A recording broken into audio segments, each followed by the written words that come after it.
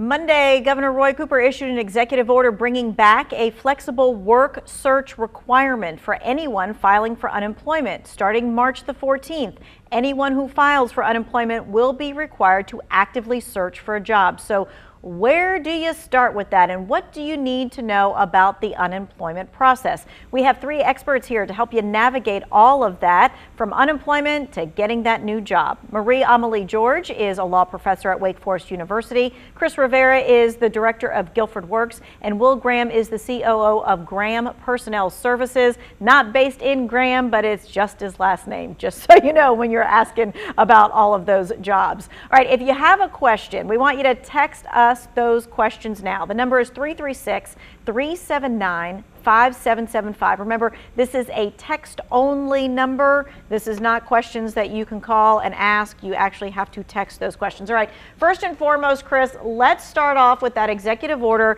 that came down yesterday, and it reinstates that work search requirement. Yeah, correct. So yesterday, as we all know, Governor Cooper issued an executive order reinstating the work search that was in place pre-COVID-19. Back in March of 2020, he in essence waived that. What that means is that anyone who is collecting benefits or is deemed eligible to receive benefits on or after March the 14th would be required to look for work and maintain records of that work search. And upon the request of the Division of Employment Security, staff would have to produce such work search. Okay, so if you are getting unemployment benefits right now, you do not need to worry about this. This is not going to impact you. It is only for folks who are applying after March the 14th. Okay, so let's get to the questions because we have a whole bunch of them.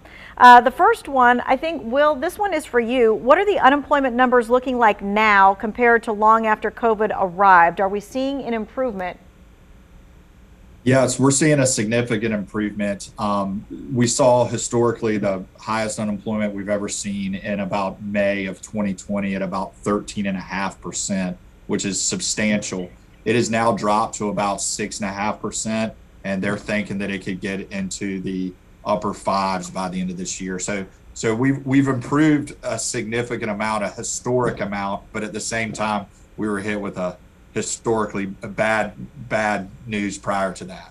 Yeah, absolutely. Okay, and so we are trying to get ourselves out of all of that. Marie-Amelie, this person is asking, do I need to claim unemployment checks as income on my 2020 taxes? I received 6 weeks of unemployment last year.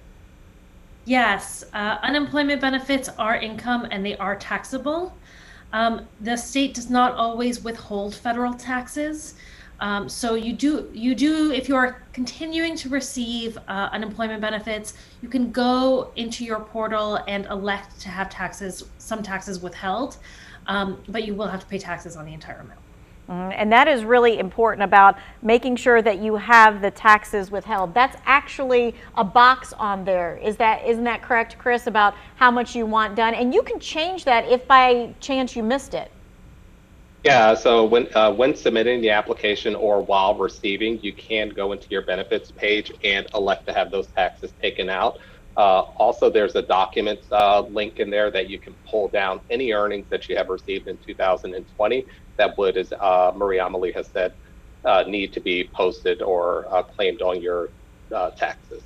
Okay, we're getting several different questions about jobs that are open right now, and I know Will and Chris, you both have some thoughts on that. This specific question, if I can get it out there, is what are the job skills that are most needed right now? Will, you want to try first, and then we'll go on to Chris? You bet. So the job skill that's most needed right now is aptitude. And when we think of aptitude, you think of the willingness and ability to learn.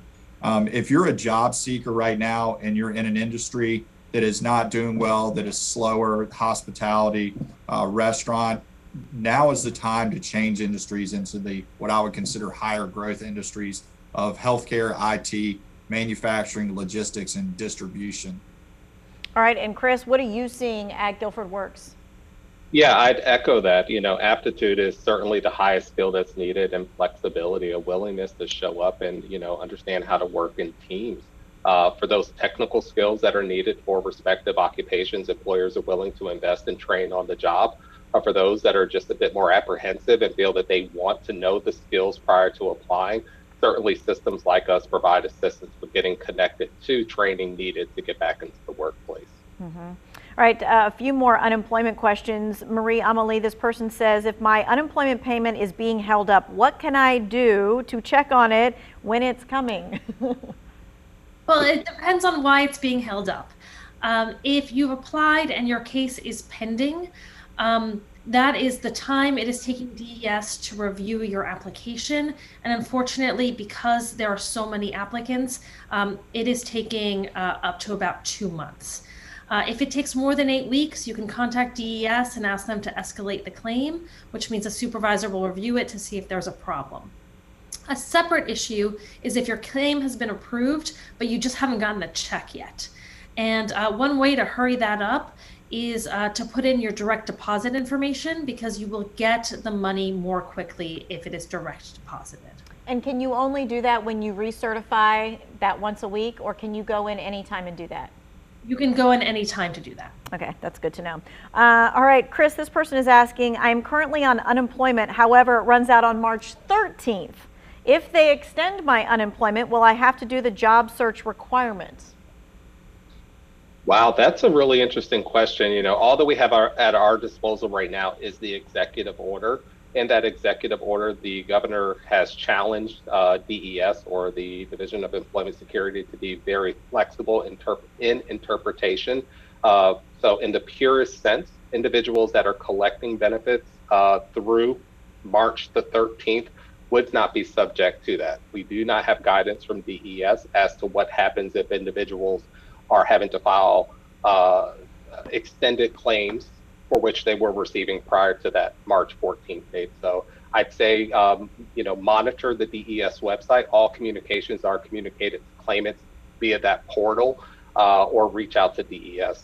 Yeah, remember that executive order came out just yesterday, and it directs DES to do things, but there's time that has to be taken to figure out those directives and how that actually fits into real life. Yeah. Flexibility is a very loose term.